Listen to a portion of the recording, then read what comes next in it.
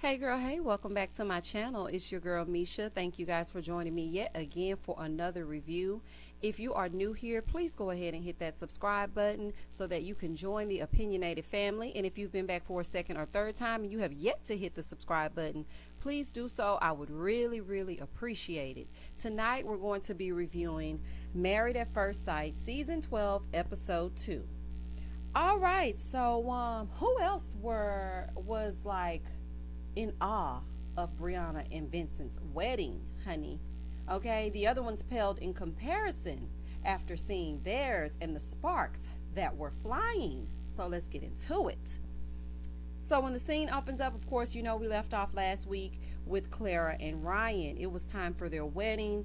Now the blindfolds are coming off. They're each smiling really big, looking at each other very lovingly, and then the minister or the person who is officiating the wedding, the officiant, starts telling them a little bit from each side of the family, and they're saying that Clara is caring and basically she talks too much, okay? And then they're talking about Ryan and how he has a big heart and all the good things that make him who he is. And as I'm looking at them, I'm thinking, okay, Clara doesn't seem too off-put by this hair, and he seems like he's pleased because, of course, this is his cup of tea, if you guys know what I mean. So they seem pretty pleased with each other, but that's going to soon start to change as I go through the review. And then it was time for them to read their vows. Now, honey, Ryan's vows sounded like something straight from the notebook. I was like, okay, Ryan, I mean, if you're going to be reading vows like that and whatnot, I mean, we can look past the hair, okay? We can look past that if that's how you're going to come, okay? So as he was reading these vows, I'm like, oh my gosh. And it almost made me feel like I wish he wouldn't have went this route. You know, I understand that he wants to find someone, but I almost feel like he deserves traditional love. And when I say that in the sense of the heartfelt things that he wrote in those vows, I feel like those should be preserved for someone he's grown with, someone that has earned them. Because to me, Clara ain't it, honey. She just ain't it. And of course, she was smiling and smizing and doing all those kind of things. But I actually think that's the flight attendant in her. And when you work I'm not going to say that that's a customer service position, but when you work with people, it's quite easy to put on the charm. And I feel like that's what she was doing, just smiling and, making him feel some kind of way. But in reality, those words that he wrote were better suited for someone that has earned them. And this is just my opinion. This is what we're here for. This is called In My Opinion. And that's just how I feel about that. I feel like his vows were so heartfelt that they should be written for someone who has his heart. Just my opinion. Then Clara starts reading hers, and they were nice, but they weren't as heartfelt as Ryan's. So then we see them exit out, and now they're in the back taking the wedding photos, and they're talking to each other a little bit. And then Clara asks Ryan what's his last name, and he gives it to her. So then this idiot, okay, because I can't find another word, okay, I was gonna try to be nice, and certain reviews I feel like I try to be a little bit more conservative and classy like, but honey, she turns into a super idiot and says it sounds like pig Latin. Girl, we know you are used to one syllable words, and it may be hard for you to pronounce, and I know you want it to be something other than his last name, okay? I don't know if you want it to be a Mrs. Smith, or I don't know what you want it to be, but that's his last name and that's what it is. So how could you insult a last name that you are now taking? So that kind of threw me off. I was like, Clara, you so ignorant, honey. You don't know no better.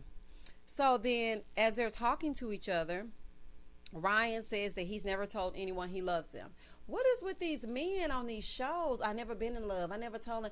First of all, if I'm in a relationship with you, I'm not going to just be hanging out for months on end while we talking about, all right, I'm going to talk to you. No, when you get off that phone, you need to tell me you love me. Okay, I love you. Okay, I love you too. Make it home safely. We're not going to just keep hanging out and hanging up. That's not going to work for me.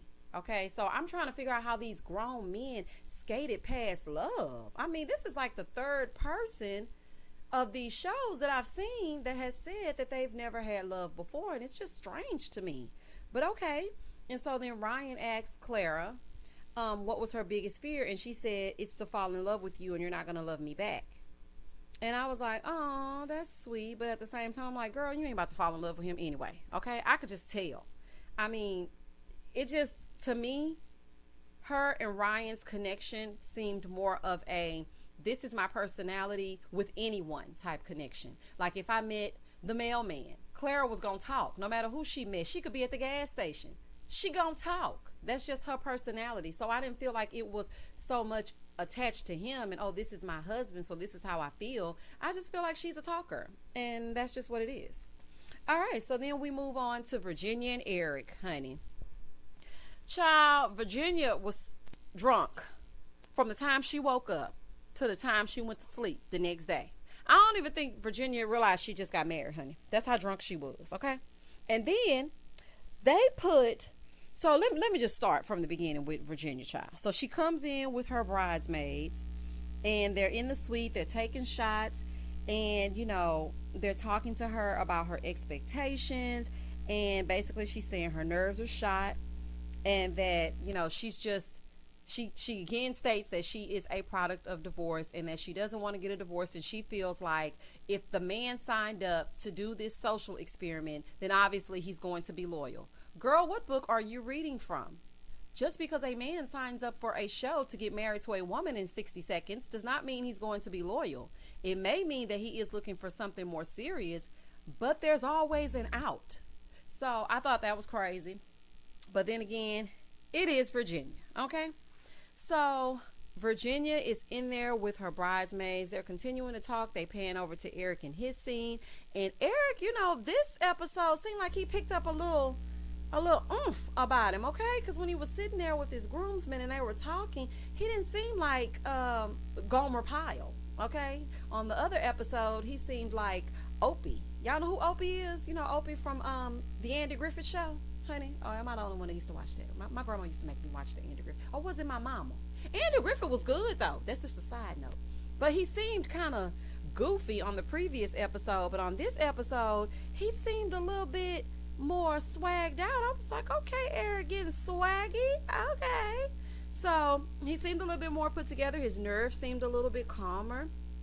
And he also talked about, they asked him if his first marriage or if this wedding here reminded him anything of his first marriage. And then it hit me when he said this that Erik has been in a sort of arranged marriage before, because he was saying that the first marriage was more of just paperwork and documents for her to come and live on the base, and it was more military driven and basically more financially driven, because we all know when you're married in the military or in any branch of service, there are incentives for being married. So I feel like that is what was going on with Erik and his first wife, and maybe she just married him for the military benefits and may not have really loved him.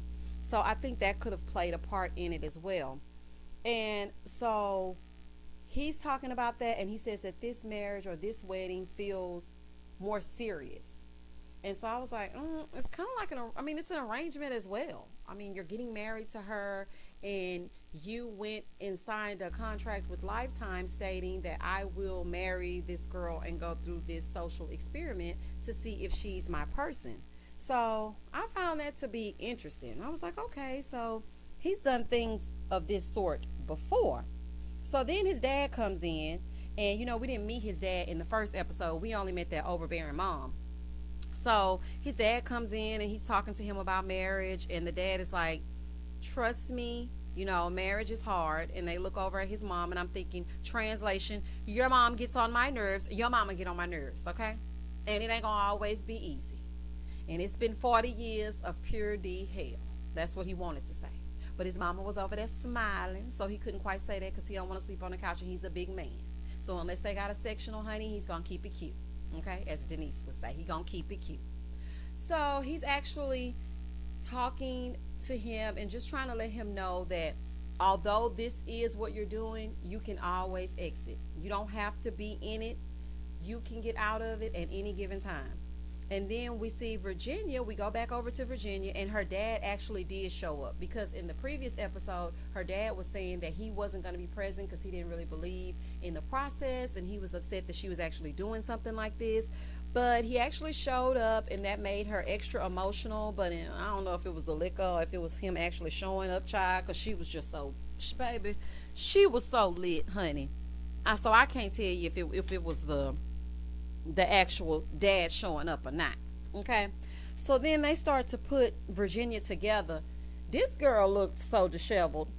Honey, it looked like she rolled right out of bed, grabbed that dress after a long night out and a walk of shame, and said, "Oh my God, I gotta get married in the morning," and went to whatever venue this was, got some of that dollar store palette eyeshadow and put it over her eyes ever so, because Virginia was looking straight out of the 80s, okay? All I could think of in my mind when I saw her was, girls, they want to have fun. Oh, girls just want to have fun. Cyndi Lauper. If you don't get your... I was looking at Virginia like, girl, they couldn't have pulled you together better than that. Gave you a nice pulled back bun or something. Like, it just reeked. Child, I was gonna say something, but I'm gonna keep that to myself. Sometimes my opinions are just not. Child, I gotta keep it to myself. But Virginia looked a mess. Okay, I'm just gonna put it like that. A fool. Okay, she looked a fool. And so we get to the part where it's time for her to come out. Baby, Virginia was back there for 45 minutes. I'm like, girl, are you going to go out? Or are you going to be the runaway bride? What are you going to do? And I know she had to smell like vodka and Red Bull. Because, I mean, you've been drinking all day. And when you start sweating on top of that drink, it starts to seep through your pores. So she back there pacing and walking back and forth and back, and doesn't know if she really wants to come out. And I'm like, okay, Virginia, now's the time. Okay. She's starting to freak out. And, I'm just like, okay, are you going to leave or are you going to stay? And in this little piece, she said, I don't know if it was the confessional or if it was just her talking, but I remember her saying something like, she is always the person that leaves before they jump ship. So basically, she wants to do the leaving. She don't want you to leave her first. She gonna leave you first. So I was thinking, okay, is this your time? Are you about to exit stage left right now, or is he gonna get to meet you? I mean, because we've been on this same scene for like 10 minutes. Either piss or get off the pot. Okay, I just don't. I mean, what are you gonna do? So then we see Virginia walk down the aisle. All of a sudden, she starts walking down the aisle and she's like, oh my God, it's awesome. Not it's awesome. Girl, do you know where you are? I don't think she knew she was present. I really don't. And so Erik, when she reaches the end and she reaches Erik, Erik goes, you look beautiful. Okay, so Erik, now I know you a liar. Okay, red flag.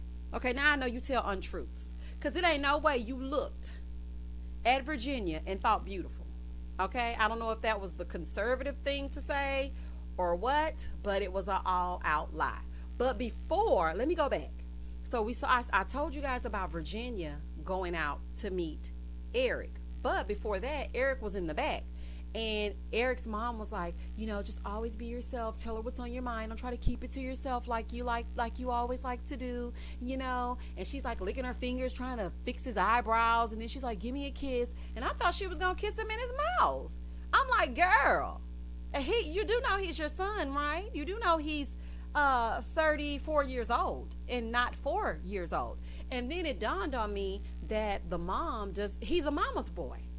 This whole conservative, I feel like he may be using the wrong choice of words. I feel like he wants to say, I am controlled by my mother. So therefore, this is the picture that she's painted for me to become, and that is who I have been my entire life. So maybe, just maybe, Virginia might break him out of that little schoolboy mentality that he has, because when I saw him and his mom interact, I was just like, oh my God. Are you gonna walk down the aisle with him? At this point, it's getting pretty creepy. So then we go over to Erik at the altar, and then Virginia stops pacing back and forth, and then she finally comes out, and that's when he tells her this big bold-faced lie and tells her that she looks beautiful when he knew she looked a hot mess. And so they exchange vows, And, there's dogs at this socially distanced wedding during the pandemic. And, okay, I didn't know if they were service dogs or just some dogs that she takes everywhere with her. But yeah, it was pretty strange. And another side note, Virginia's mom, that's where she got her free spirit from, because I see her mom with the little purple streaks in her hair, and I'm like, okay, so that's where you get your free spirit from. You get it from your mama, okay? So we see them, they go ahead and exchange their vows, and then they go to the back, and it's time for them to take pictures, and they're talking for a little bit. And honey, Erik is looking at her so lovingly. Like, to me, it seemed like Erik was the square in high school that wanted a hot girl, and that's what he sees in Virginia, because he was just, you're beautiful and just smiling. And I'm like, okay, Erik, you're giving me very much 40-year-old version. Okay, have you been laid this century? Because I mean, you're just so, if anything she says, it makes all the sense in the world. And I know you smell it slicker. Okay, I know you smell it. I smell it through the screen, and I'm not even there. So they're in the back and they're talking, and then he tells Virginia that he's a pilot. And so she goes, oh my God, well then, we're going to be the perfect match. And then she's like, they made us the perfect match because he's a pilot and I like to travel. No, he's not your personal pilot. He doesn't work for Spirit, girl. He's telling you that he's a pilot in a branch of the military. Like, what are you? He's like, well, we can go fly the plane because my dad has a plane as well. And he's like, I'll take you flying one day. But in her mind, she heard, I'm going to go on all kinds of trips for free. So that was just kind of strange. But then that was her drunk mind that wasn't really deciphering what he was actually saying. So we can't hold her accountable because she don't know no better at this point. So I was like, oh my gosh, Erik is actually growing on me, because the first episode I was like, okay, Erik gonna get on my nerves, acting like he don't know no better. But on this episode, I actually got to see another side of him. And so, I wonder how things are gonna pan out between the two of them. It'll be very interesting to see if she can just stay sober for like 5 minutes. Okay, then we go to the piece de resistance, honey. Briana and Vincent. Baby, Briana and Vincent shut that down, okay? That beautiful melanin, along with his Rick Ross beard and bald head, and the way that their families embraced them as a couple, was everything, okay? It was everything. So we see Bri in her suite, and she's getting ready. She's there with her mom and her sister, and Brianna's still talking about finances, and that she hopes that he's physically attractive to her, and that she is attractive to him as well. And her and her mom are having a few words about what's going to happen once they are married. And then they go over to Vincent, and he's in there with his groomsmen, and he's talking about things that he talked about in the first episode, and he really seems ready. And he's also worried about finances and if he'll be accepted and if she'll support him. So I hope that that's going to be something that they can actually work together on, because that's like his biggest fear, because he keeps repeating the fact that he feels like he wants to make sure that this person is going to have his back, especially after the bad taste that his previous relationship left in his mouth. But one thing I want to say about Vincent is that he kept referring to God and God's placement in his life and God bringing the two of them together. And I thought that was really cool. And I thought that was a really poignant moment, because it seemed like, okay, he's the kind of man that knows that this is the order that things are supposed to go in. So I thought that was a really special moment. And when it was time to come out, Vincent came out, honey, to a round of applause. Okay, he came out, and baby, that they lit up. Okay, and I bet those bridesmaids were looking like, yes, we got the right one, baby. Okay, they did the right thing for her. We know what she likes. Vincent looks like something she likes, because I feel like they were probably thinking, oh my gosh, if this dude don't look like she want him to look, because she picky. If he's not what she wants, it's gonna be a whole problem. But when Vincent came out, he was very well received. He goes over, he gives her mom a hug, and then he goes and stands up at the front with his big smile. And then Bree comes out, And she looks beautiful. She looks stunning. She has her white gown, baby, with that split. That split was everything. That split was all the way up to the, okay? The split was everything. It was very elegant at the same time. And they both lit up when they saw each other, and they were both pleased. And she was just like, yes, ma'am. Okay? This is what it is. So she greeted Vince before she came out. Vincent greeted her dad. And, you know, the daddy didn't look too pleased with the whole situation of it all. Okay? The daddy wasn't too pleased with it at all. Okay? The whole time the ceremony going on, the daddy looking like, all right, let's wrap this up. Okay? I got something to do. Okay? What time is it? I got to go. We're in the middle of COVID. That's how the daddy was looking. But you have to understand, you know, when somebody is just getting married and they don't even know the person, as a parent, you want to protect them no matter the age. So I think that's what he may have been thinking in his mind, because, you know, people will show you their representative in the first few months. So you have to kind of be careful. But sparks were flying between the two. They go in the back.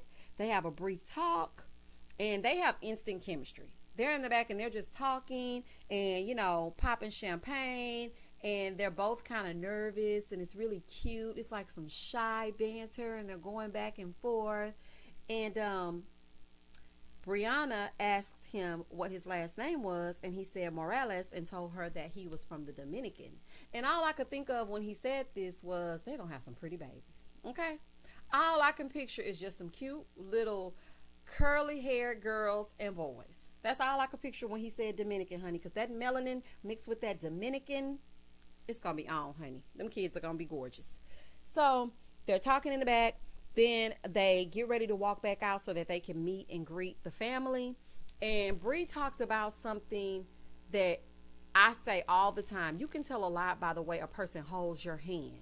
So she said that he actually interlocked her hand versus holding it on the outside. And so that made her feel secure. And I understand that, because you know how sometimes you get mad at your dude, but then you still want to show a little affection, so you be barely holding his hand a little bit. But when y'all be in love, y'all be kind of holding each other's hand, like, you know how you had a little claw, his hand intertwined with your hand. But then when you kind of mad, you be barely holding it, like, hold my pinky, okay? Don't even touch me. You know, so I kind of understood what she was saying when she said that it does make a difference, the way that they were holding hands. It was giving her kind of a reassurance. But I did see a little control inside of Bree, because when they were getting ready to go out and Vincent wanted to hold that dress, she was like, no, you don't have to hold my dress. No, put my dress down. Translation, don't wrinkle my dress, boy.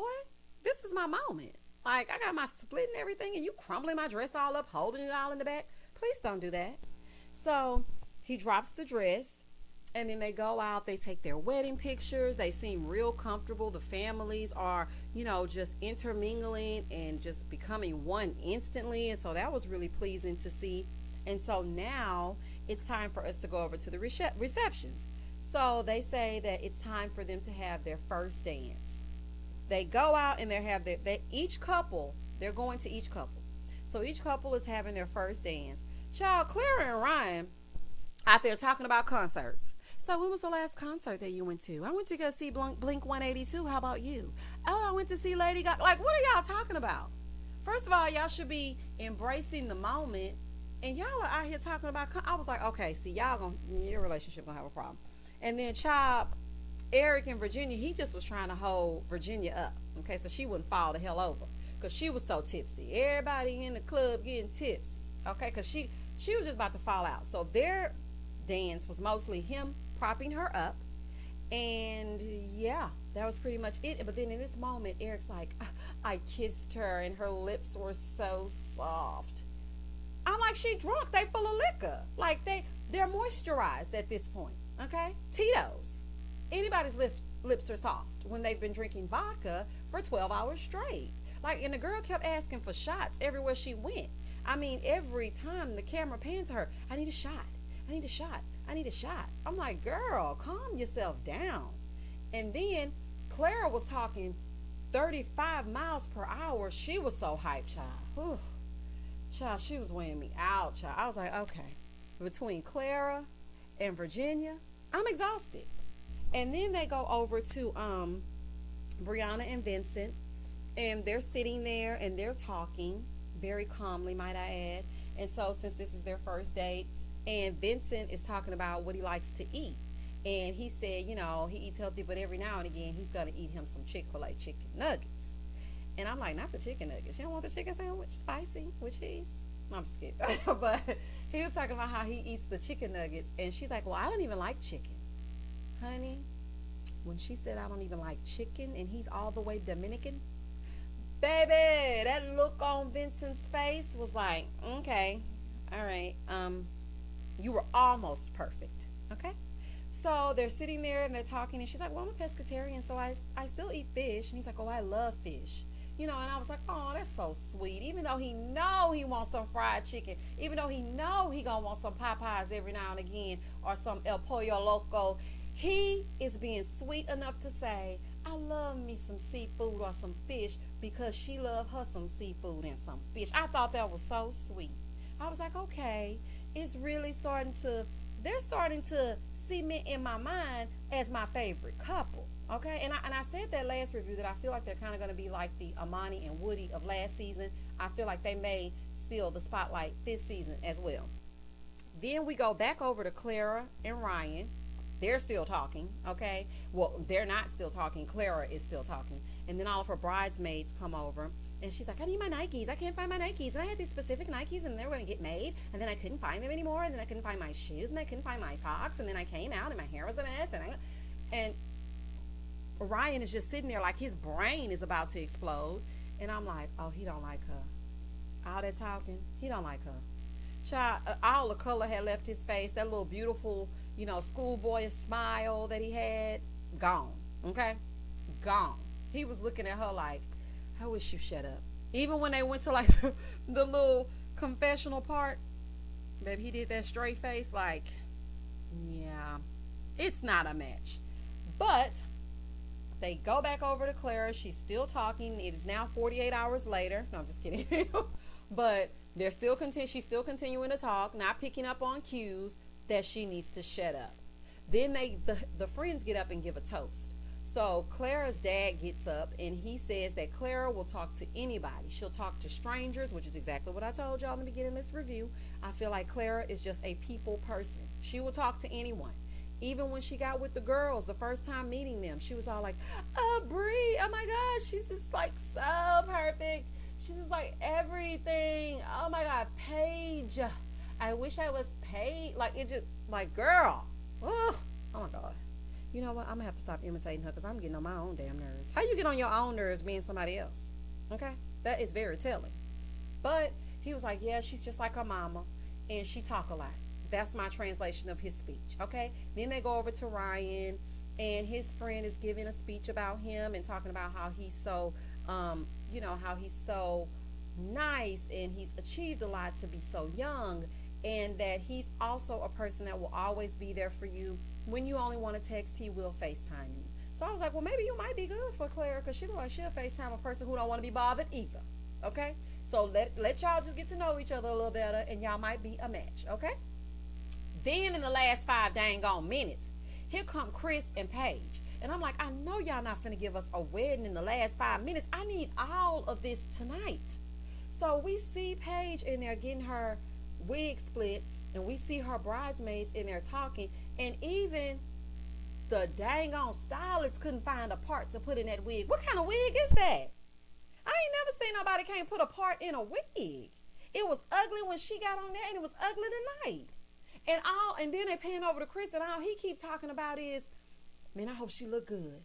Oh, I hope she fine. I hope she look good. And I'm like, okay. So what I'm hearing from you is that you don't want a woman who wants you for your money, yet all you're talking about is looks. And ain't that the pot calling the kettle, calling the pot, calling the kettle, honey? Because have you looked at yourself? I mean, I'm just saying. I mean, right now, just take what you can get, because you're not a handsome guy. The personality is not even right. So, I mean, all we got to go off of is the bank account at this point. So let's just try to make a genuine connection and stop worrying about what she looks like. Now, mind you, in last episode, Chris was like, Well, I don't even want, he was telling the pastor, well, I don't even think I want to just sleep with her because that complicates things. But then on this episode, he was like, well, I mean, if she fine, then honeymoon, baby. And I'm like, boy, you just say stuff to be saying it at this point. Last week, you were saying something totally different. Then they were like, well, you need to take a cold shower. And he was like, no, I got to take a hot shower because I want everything to be working. And I was just like, ew. Okay? That's all I could muster up when I was looking at the screen is ill. I wouldn't even want you to touch me. Okay? I would be the Sahara Desert if you tried to touch me. Because you just give me ill. It's no other word. I'm sorry, y'all. I don't have another word to describe it besides ill. Okay? So he kept talking about her looks, and as he's talking about her looks, I am looking at the way that Paige is putting herself together. And I'm like, the way that she is presenting herself, man, I feel like he about to do some old Fugazi type mess, and he gonna say something real slick, because already when they went to the altar and he's standing up there, his daddy, looking like Humpty Dumpty, had enough nerve to say, I'm waiting on my daughter-in-law. I'm trying to see if she look good. I mean, because if she ugly. And I was thinking, have you seen you and your son? Have you seen what you produced? Because neither one of you is a looker. So I'm trying to figure out why y'all so fixated on how this woman is going to look. And then he doesn't want people to focus on his money, yet he sends over a necklace from Zales to a woman he has not even met. Like, I know this is going to be your wife, but then you don't want to lead with money, but you lead with jewelry. All the other guys sent a nice little handwritten note, something heartfelt. Here you come, trying to prove you got 15 cents in the bank, but you don't want anybody to talk about your money. You're not making any sense. So I'm going to need you to get this all the way together, because right now it's a whole fool.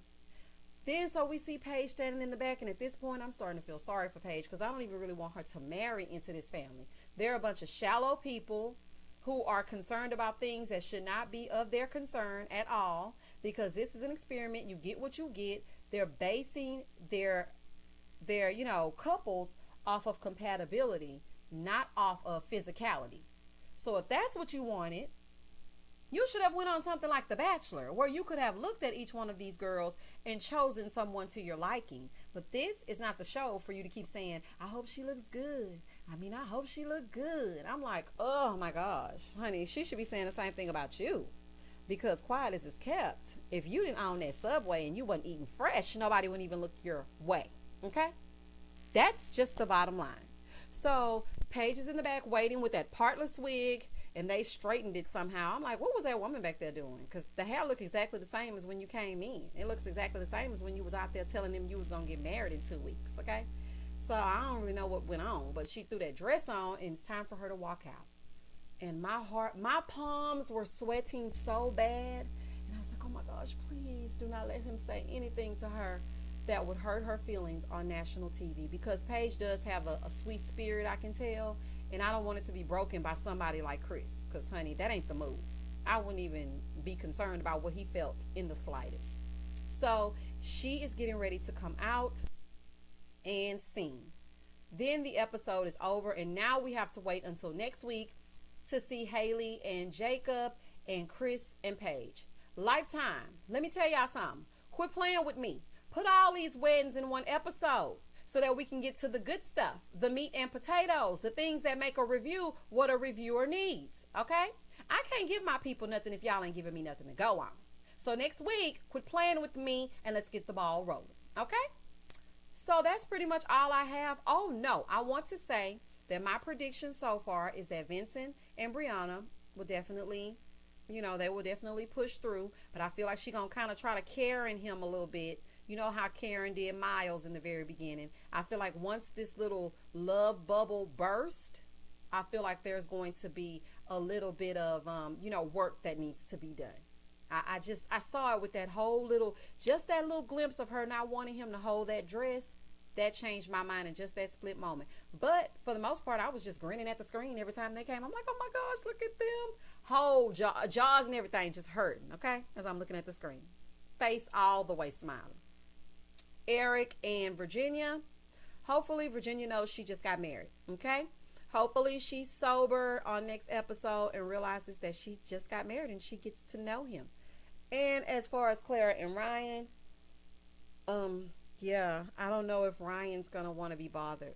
I feel like he's immediately going to do one of those FaceTimes and be like, bro, yeah, help. Send help. Okay? So yeah, that's all I have for you guys tonight. And next week we will meet right back here again to review yet another episode. And I hope you guys will join me. Don't forget to subscribe, hit that like button, hit that notification bell for each and every upload of Married at First Sight, as well as my other reviews. As always, stay safe, stay blessed, spread love, not germs. Peace.